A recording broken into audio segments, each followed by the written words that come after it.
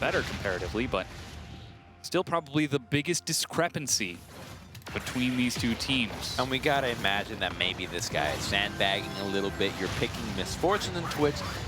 Not really the most meta of AD carries, and so if he's able to really refine his draft, so Baron gets started right away, but there is nobody around from UF, and this looks like the game just gonna be on FSU's shoulders now because this is a completely free Baron. Best of Kali, Zach, Florida. oh, he could have flashed smite in. right away. There's no vision.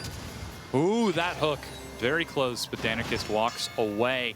And with that... This week on Hindsight, we are looking at another game from the collegiate scene and what you can learn from it for solo queue. So first up in the clip, we're basically even in gold, and the AD carry for University of Florida has just died, and we see that basically FSU is in the motion of moving through the top jungle up to meet with the Ezreal to start taking the top turret. So in response, for some reason, we see the Zach going bottom. Now, YoonA, why are they doing this? It kind of makes sense. Like, they're making the top play, so you obviously don't want to go to the top play when your AD carry's dead.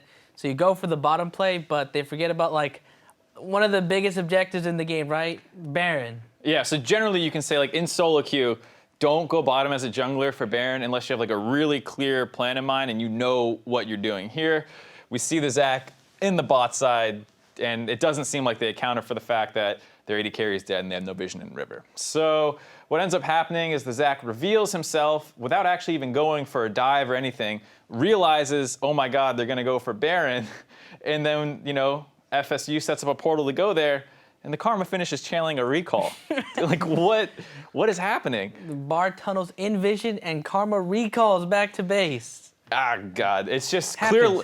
And at the same time, Zach is like slingshotting himself across the map. So there's obviously a miscommunication here where they have no idea what's going on. One thing I'll say is I do think it's fine sometimes to go for a bot play if you, like I said, fully understand what's happening. If you're able to kill the enemy top laner and then your top lane, who now is the only one alive, can TP into the Baron to defend it, sometimes that's an okay play. But as we see, University of Florida doesn't even have TP up. So this is just not a good play to go for at all.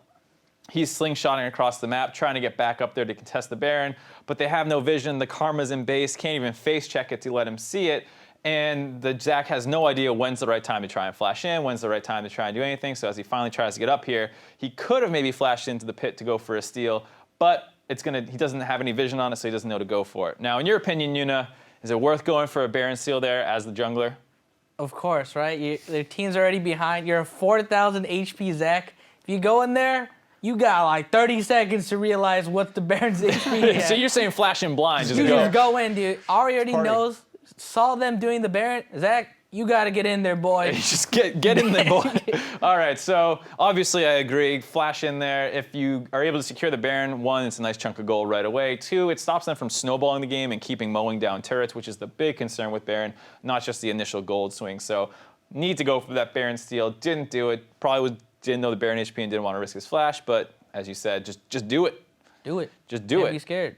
Don't be scared. Well, you would have gone, right? And they lose their AD carries flash here at the end of the play, too. So it's just like disaster. Icing on the cake. That's it for this week's Hindsight, however. Learn from University of Florida's mistake kids and don't be like them. When we come back, we'll dig into the man behind the mystery with more YoonA. It's harsh, man. It's harsh.